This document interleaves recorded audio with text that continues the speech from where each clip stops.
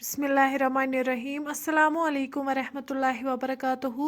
Welcome छु तुई B एक लट सान यूट्यूब चैनल पे यस नाव छु देसी जायका विद इंशा वीडियो स्टार्ट करने ब्रोट अगर तुम सान चैनल पे नई छु सान यूट्यूब चैनल करो सब्सक्राइब वीडियो करो लाइक तो शेयर बे दीजो पन फीडबैक आज बनाओ इस बमसूट यखन यमिच रेसिपी बह तुह शेयर कर तो करो रेसिपी स्टार्ट रेसिपी बनाने खतर निमित बमसूट यमन गोडनेथै लकट लकट पीस थमित बनैत बे निमुत गंड रुहन जामुत दोद बे निमुत नून बादान पाउडर चमचा गरम मसाला दालचीन सब्ज ٲl रंग मर्ज तेज पत्ता दानवल पाउडर चमचा बे निमुत लेदर चमचा वन निमो बान अत मज त्रो जामुत दोद यह करहोन असल पे विस्क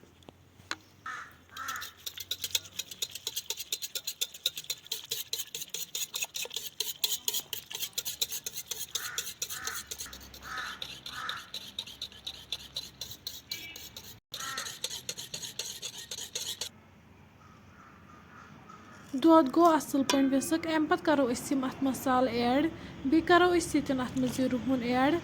अम पत थो वन दानस पे बान दिमहोस लगातार खलन खलन यीस कलस तथ ग्रेक हीन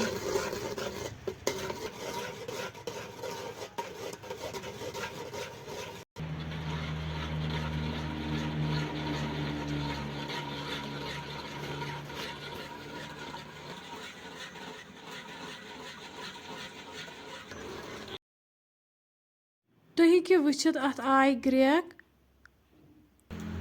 अम पत थो वन दानस पे कड़ाई अत मज त्रो वन आब बे त्रो वन तथ मज बमसूट यमन दिमो फकर लगभग 10 मिनटन यन थो लिड अत पे यीस कलस इन बमसूटन असल पे फकर लगे तुम हेकि वुचित यमन लोग असल पे फकर अम पत कड़ोक वन बमसूट अकिस बानस मज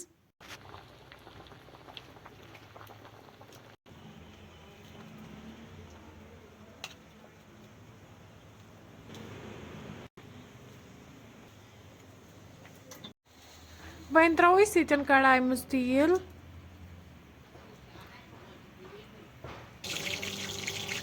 गरम गि त्रो वन अत मज गंड करहोन यन हल्क फ्राई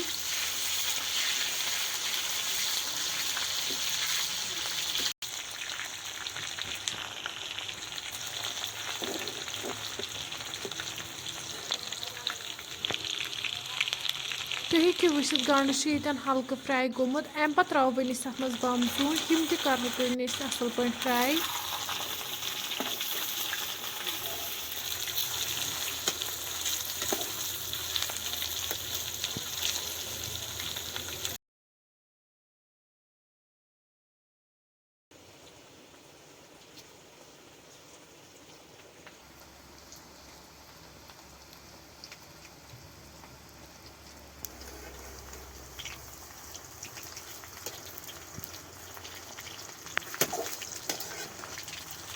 तुम हेकि यन वुचित बमसूट असल पे फ्राई गमित अम पत त्रोक वन तम जामतिस दोदस मज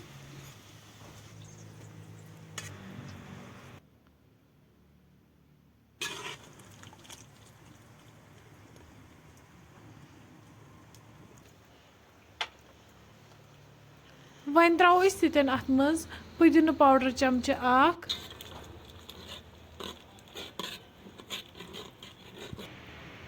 अम पत थो वन अत पे ठंड यीस कलस अमिच ग्रेवी कम गि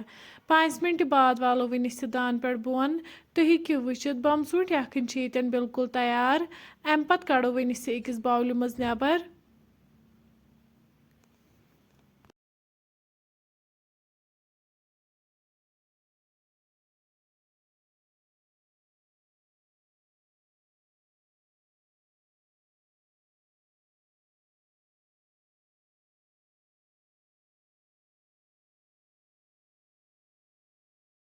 वहीं करो इस बम चून यखनी गर्मा गर्म सर्व बतस सत। फ्रेंड्स अगर तुम सोन अजुक वीडियो पसंद आमुत सन यूट्यूब चैनल करो सब्सक्राइब, वीडियो करो लाइक तो शेयर, बे दीजो पनुन फीडबैक। अल्लाह हाफिज़।